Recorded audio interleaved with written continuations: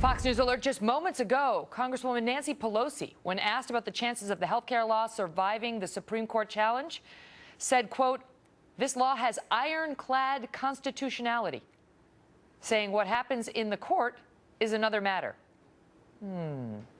Tomorrow marks 2 years to the day since President Obama signed the controversial bill into law. But back in August of 2009, months before that happened, Americans started to learn more about the law. And at the time, we saw a remarkable grassroots uprising, starting with, I remember it well, Bill Hemmer and I were on the air doing America's Newsroom, that we were told to cut to breaking news at an Specter Town Hall. We were only going to take a minute of it. An hour later, we came back on camera. Here's a bit. Leave us alone. That's all we would ask. Would you leave us alone?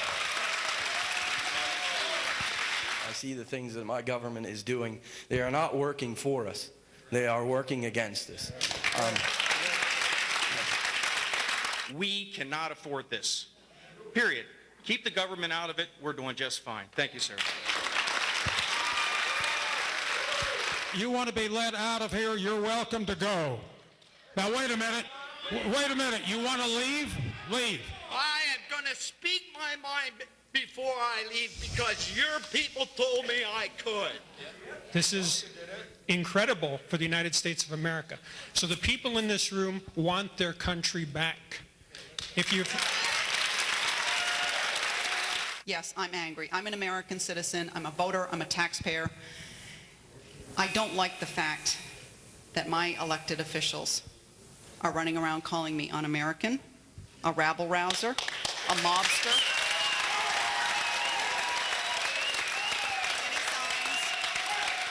I have no Nazi symbols with me. I'm sick of the lies. I don't like being lied to. I don't like being lied about. This administration is doing both of those things. Yes. Now, I want you, as my senator, go back to Washington, D.C., and tell those people to do what the president said that I should do, is shut up and get out of the way. It's not about left and right. This is about the systematic dismantling of this country. I'm only 35 years old. I have never been interested in politics.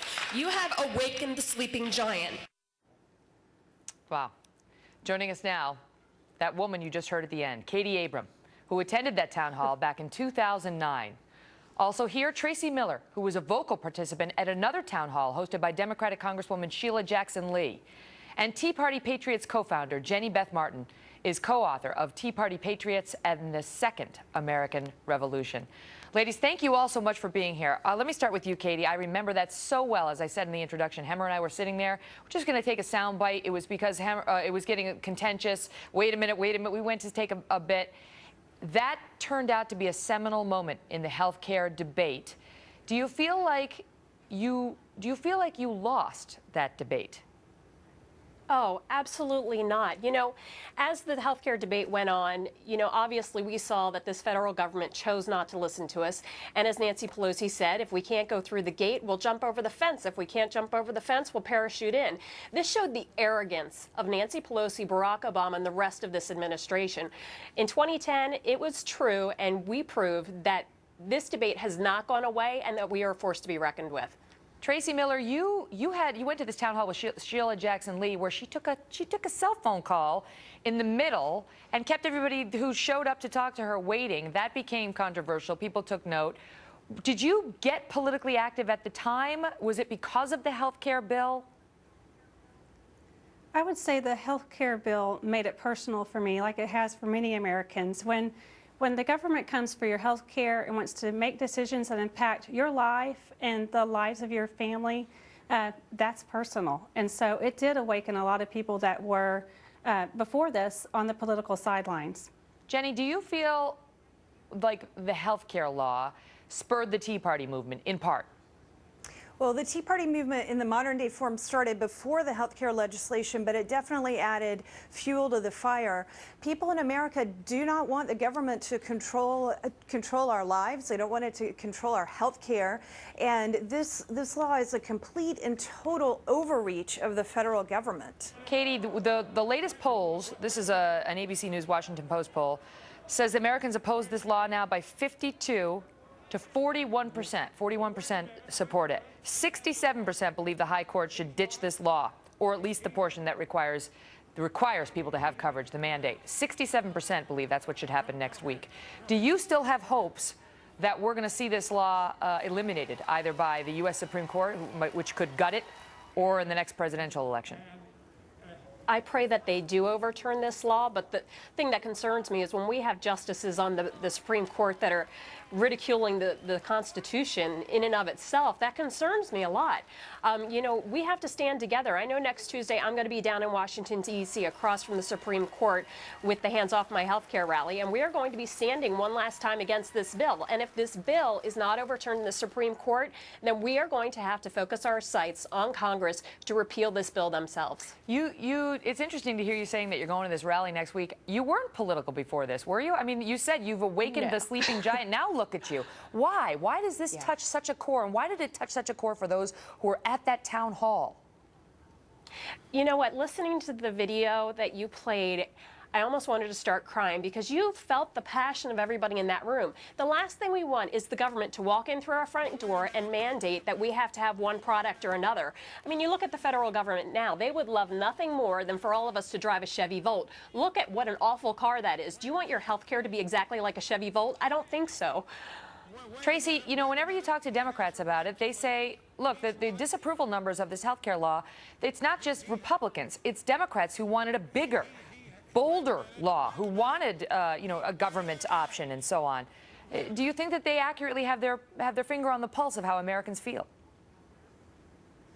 No, I don't. I see a lot of people turning to government for an answer to their problems right now, and healthcare is just one of the places that they're trying to solve problems. But I would say to someone who wants even more from the government and the taxpayer to pay for it, I haven't seen the government solve any problems. We've had governments all over the world trying to solve poverty for hundreds of years, and it's never happened. And our government is not going to solve health care, and we cannot even afford this. I think the bottom line is we can't afford it. So not only is it a personal decision between a doctor and a patient what type of care they're going to receive instead of having a panel decide if you're eligible or not for that procedure. It's also a matter of we can't afford this. Yeah. We have an out-of-control spending spree going on in D.C., and it's unsustainable. Jenny Beth, 37 Democratic House members who voted for health care were defeated when they ran for re-election. The president barely mentioned it in his State of the Union address. The majority of Americans oppose the law. 67% believe the high court should ditch it, and yet it may not. It may not, and this law may stand in this society. What are the lessons of that? Well, when is the last time 70% of Americans agree on a political issue? You almost can't get that many Americans to agree on apple pie. Congress in Washington, D.C. need to listen, and they need to realize that Obamacare is a cancer in our government, and it's time to rip it out, and it's time to repeal this legislation now. Props. She brought props. Listen, it's been interesting talking to you. We remember it well. We remember watching some of you at these town halls, and we thought now with the law going up to the Supreme Court for its final constitutional test, at least for now, we check back in. Thank you so much for being here.